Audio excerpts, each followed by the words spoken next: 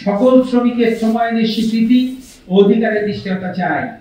এমন কোন আইন তৈরি করা উচিত নয় যা শ্রমিকদের অর্জিত অধিকার এবং ট্রেড ইউনিয়ন চর্চাকে সংকুচিত করে।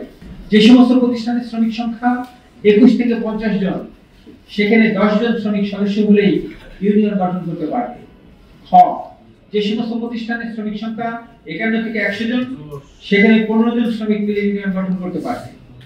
গ, যে সমস্ত প্রতিষ্ঠানের শ্রমিক সংখ্যা 100 থেকে 200 জন, সেখানে 20 জন হলে শ্রমিক মিলে ইউনিয়ন গঠন করতে পারবে। ঘ, যে সমস্ত প্রতিষ্ঠানের শ্রমিক সংখ্যা 201 থেকে 400 জন, সেখানে 30 জন শ্রমিক মিলে ইউনিয়ন গঠন করতে পারবে। যে সমস্ত প্রতিষ্ঠানের শ্রমিক সংখ্যা 401 থেকে 500 জন, সেখানে 40 জন শ্রমিক মিলে ইউনিয়ন গঠন করতে পারবে। শ্রমিক সংখ্যা 501 থেকে 1000 জন হলে ইউনিয়নের সদস্য সংখ্যা 50 জন হতে হবে।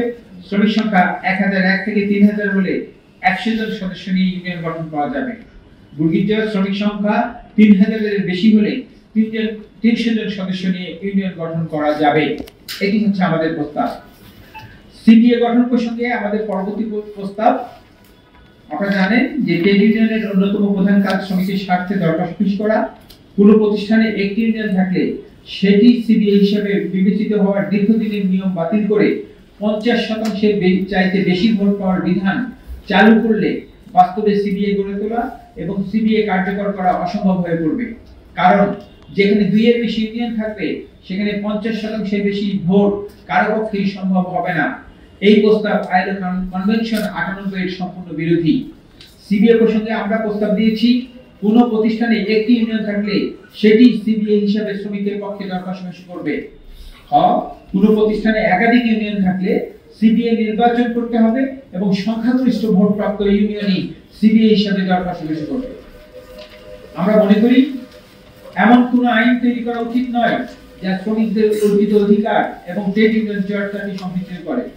আমাদের সকল প্রচেষ্টা থাকবে ট্রেড ইউনিয়ন অধিকার সম্প্রসারণ করা। এক্সট্রিম মশার কয়েল প্ল্যান্ট ফাইবার দিয়ে তৈরি, ডেঙ্গু, চিকুনগুনিয়া বাহি সহ যে কোনো মশার বিরুদ্ধে দেয় এক্সট্রিম সুরক্ষা। বাংলাদেশের শ্রমিক আন্দোলনের দীর্ঘদিনের দাবি এবং অভিজ্ঞতার ভিত্তিতে আমরা আমাদের প্রস্তাব প্রণয়ন করেছি। আমরা মনে করি এই প্রস্তাব গৃহীত হলে তা ট্রেড ইউনিয়ন গঠন ও সুস্থ ধারার ট্রেড ইউনিয়ন চর্চার পথ সুগম করবে। এই সমস্ত বিষয় ছাড়াও দেশের সাম্প্রতিক পরিস্থিতিতে শ্রমিক কর্মচারী ঐক্য পরিষদ তার উদ্বেগ সরকারের কাছে প্রকাশ করেছে।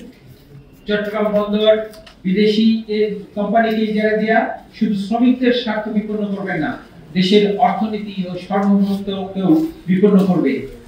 এই ইজারা প্রদান বাতিল করার দাবি ইসকপ জানাচ্ছে। বন্দর ইজারা সিদ্ধান্তের বিরুদ্ধে শ্রমিকদের চলমান প্রতিবাদ আন্দোলনকে বন্ধ করতে বন্দর কর্তৃপক্ষের পুলিশি হস্তক্ষেপের যে আহ্বান, সেটার নিন্দা জানাচ্ছে। পাশাপাশি গাজায় ইসরায়েলের নৃশংস হামলার প্রতিবাদরত বিশ্বের শ্রমজীবীদের সাথে বাংলাদেশের শ্রমিক কর্মচারী ঐক্য পরিষদ সংহতি প্রকাশ করছে এবং ইসরায়েল মার্কিন বর্বরতার নিন্দা জানাচ্ছে।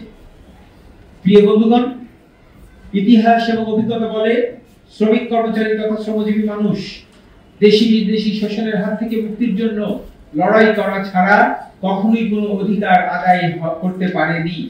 বর্তমান পরিস্থিতিতেও বাংলাদেশে সেই বাস্তবতা বিদ্যমান।